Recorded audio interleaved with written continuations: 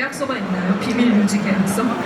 저희 와이프랑 또 이렇게 가족들에게는 좀 비밀 좀 몇 달 동안 어디를 다녀오겠다 이렇게. 계속 이게 꿈인가 생신가라는 이제 칸 영화제를 같이 갔었는데 이 역할은 정말 얘기할 수가 없어서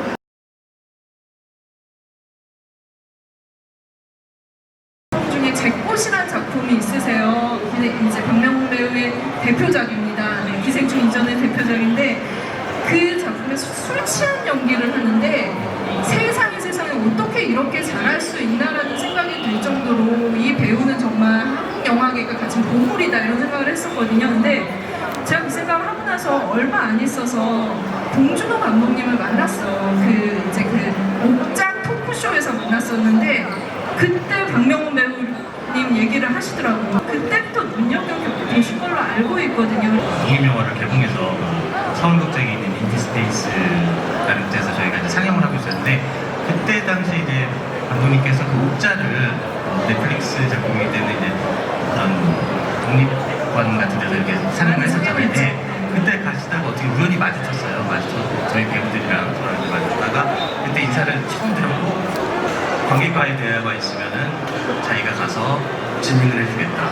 그래서 먼저 제안하신 예, 거죠? 그래서 에이 설마 지금 또 옥자 때문에 너무 바쁘신데 설마 그러실까 했는데 진짜 오셔서 거기 똑같은 극장에서 한 2시간 정도 지구를 해주시고 그때는 좀 감지를 못하셨었나요? 감독님 캐스팅 하시고는? 저는 이제 그때 기생충이라는 걸 준비하시는지도 저는 몰랐고요. 예, 그러니까 왜냐면 그때 이제 옥자가 상영되고 있었기 때문에 그 후로 8개월 만에 이제 기생충 준비한다는 소문을 듣고 그때 이제 감독님이 연락이 왔었죠. 예. 처음에는 저는 이제 미팅을 할 때 그냥 몇 시즌 정도에 그냥 그런 역할을 제안하시나 보다 이렇게 중요한 역할을 좀 그래도 감사하게 할 마음이 있었는데 되게 두 가정이 있는데 아무도 모르는 하나의 더 가정이 있다라고. 최선까지는 알려주셨나요? 사실 계약서가 있나요? 비밀 유지 계약서?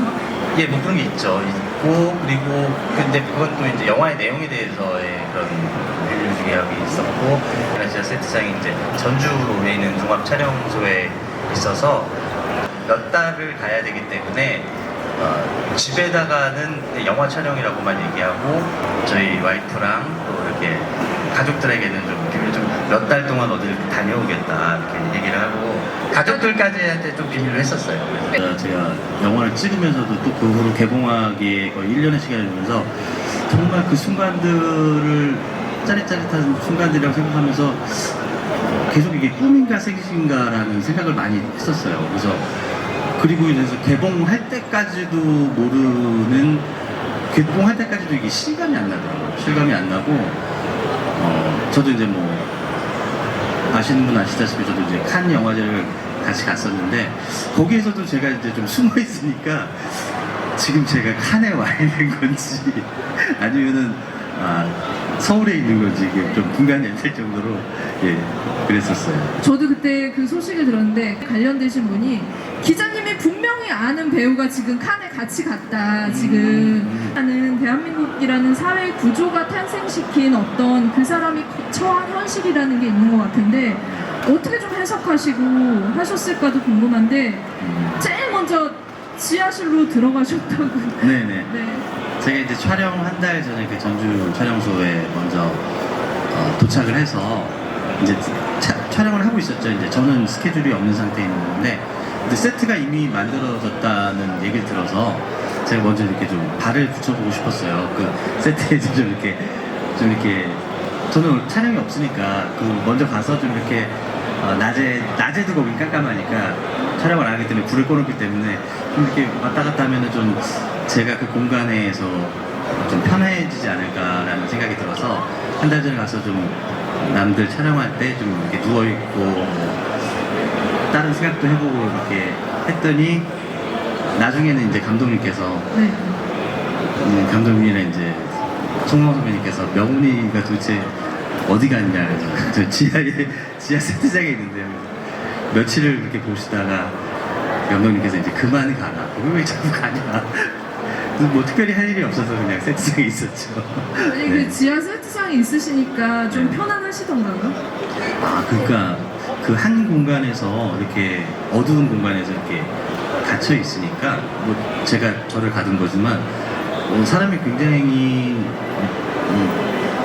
흐릿해지고 좀 어눌해지는 느낌이 들더라고요. 끼가 없어지는 그런 네네. 느낌. 예, 눈빛도 약간 좀 초점이 없는 눈빛이 되고 지금 이렇게 예. 똘망똘망하고 또렷한데 그런 그 사람을 그런 눈빛 있잖아요. 그 사람을 보고 있는 것 같은데 보지 않 좀 어디 얘 나를 보고 있는데 어디를 보지 않은 그런 느낌들도 나고 또 말투도 이렇게 지금 말처럼 이렇게 일반 말처럼 이렇게 빠른 게 아니라 좀 이렇게 느려지는 느낌이 있더라고요. 그래서 거기 있어서 그런 캐릭터에 대한 거를 좀 차용할 수 있었던 것 같아요. 예. 그러니까 살도 계속 빼는 감량을 하려고 했을 때는 좀 힘이 없어졌을 테고 네. 빛도 못 보고 지하에 이렇게 누워 있었으니 그 근세가 가진 어떤 외형적인 물리적인 그런 캐릭터가 나왔을 것 같은데 그래서 정말 그 명불허전의 장면이 탄생하잖아요. 지하실에서 나올 때 이렇게 좁은 이렇게 계단을 부딪히면서 나오는 네.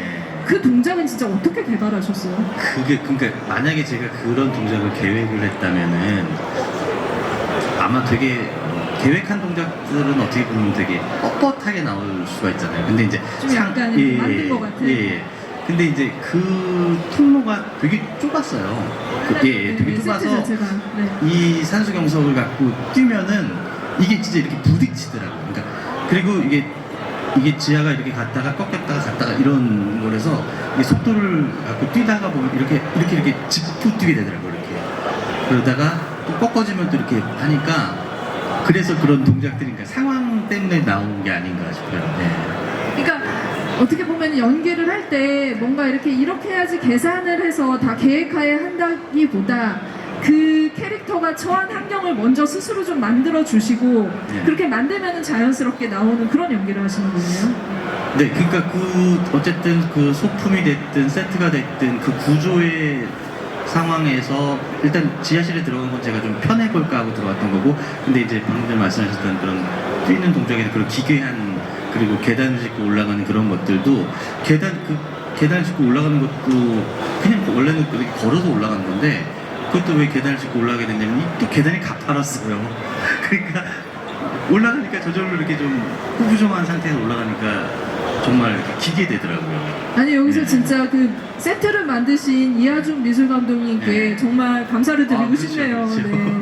캐릭터가 어떻게 활동할 수 있는 어떤 장을 굉장히 잘 만들어 주신 네, 네, 거라는 그렇죠. 생각이 들면서 지금은 머리가 다 자라셨어요. 근데 그때는 그 얘기 아시죠? 땜빵 머리라고 이렇게 네, 네. 이렇게 뽑아놓은 약간 거 쥐뜯어 같은. 먹는 머리. 네, 예. 그것도 직접 좀 약간 이렇게 좀 해보자 생각하신 걸로 알고 있는데. 그거는 저의 의견보다는 그 헤어에 대한 의견은 이제 감독님에 대한 의견이 많았고요. 좀 이렇게 약간 그 지하에 사는 쥐뜯어- 쥐가 네. 이렇게 쥐뜯어 먹은 머리라고 해야 되나요? 약간 수치 없으면서 이렇게 듬성듬성한 머리.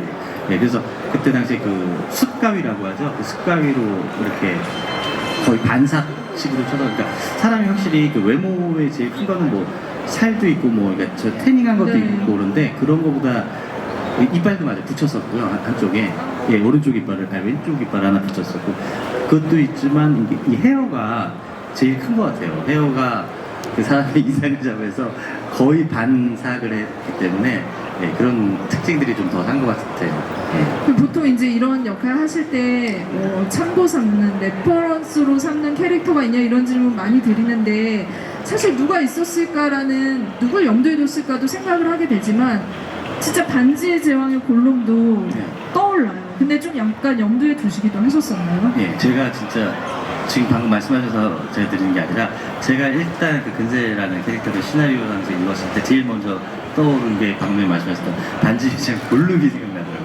골룸도 그 약간 한정된 공간에 거기에서 그렇게도 나왔었잖아요. 처음에 나온 장면들이 있을 때 그때 그런 모습이 떠올라서 그거를 약간 염두를 두고 연기하니까 약간 그런 느낌도 있지 않았나라는 생각이 들어요. 예. 지금 이제 드는 생각은 그 당시에 박명훈 배우 안 만나기 다행이라는 생각이 드네요. 촬영할 때 그 굉장히 몰골이 흉측했을 것 같다라는 생각이 들고 맞아요. 진짜 그래서 그랬어요. 좀 네. 베일에 쌓아놓았던 것도 있을 것 같고 네네. 사실 이렇게 외형적으로 많이 변형을 당한 캐릭터가 많지는 않잖아요. 근데 그 모습도 좀 보완 유지가 철저히 되어야 했을 것 같다는 생각이 듭니다.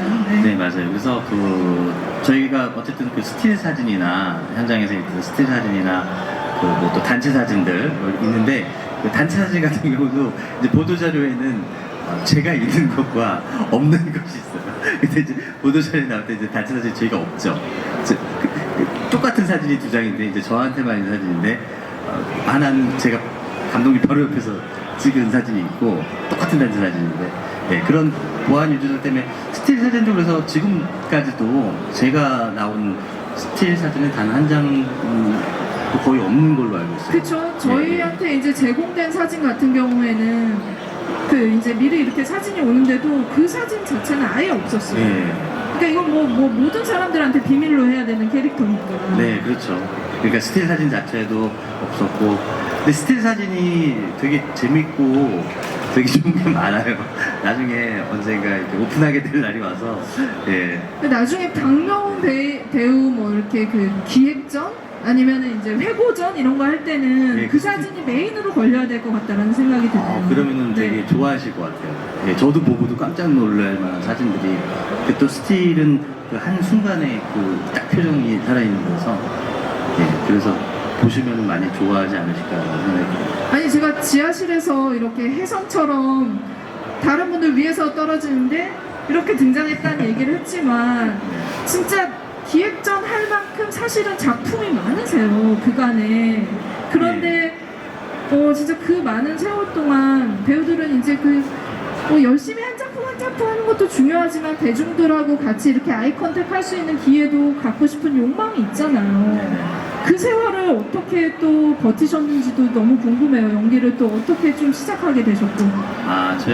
저는 이제 원래는 제가 연기를 시작하게 된 거는 이제 제가 이제 군대에서 제대하고 바로 이제 대학로라는 공간으로 가서 연극이랑 이제 소극장 뮤지컬 같은 거를 시작했어요. 그때 이제 그게 벌써 한 20년 된 것 같은데, 예, 제가 좀 40대 중반이니까 제가 20대 중반 되는 나이에 제대를 하고 바로 이제 연극영화과를 한번 가볼까 하다가, 그러면 제대하고 또 대학교 간 다음에 또 졸업하고 다시 연기를 하려면 거의 30대가 될 것 같은 생각이 들어서, 그러면은 그냥 어차피 연기하는 거니까 그냥 현장 경험을 먼저 해보자 해서 이제 대학로에 제대하고 바로 이제 복학을 안 하고 그냥 아예 그 학교를 포기하고 그냥 대학로로 가서 극단에서부터 이제 연극하면서 이제 포스터도 붙이고 하면서 이제 시작을 했었죠. 그러면서 뭐 연극 뮤지컬을 그리고 한 17년 정도 했던 것 같아요. 17년 정도 하다가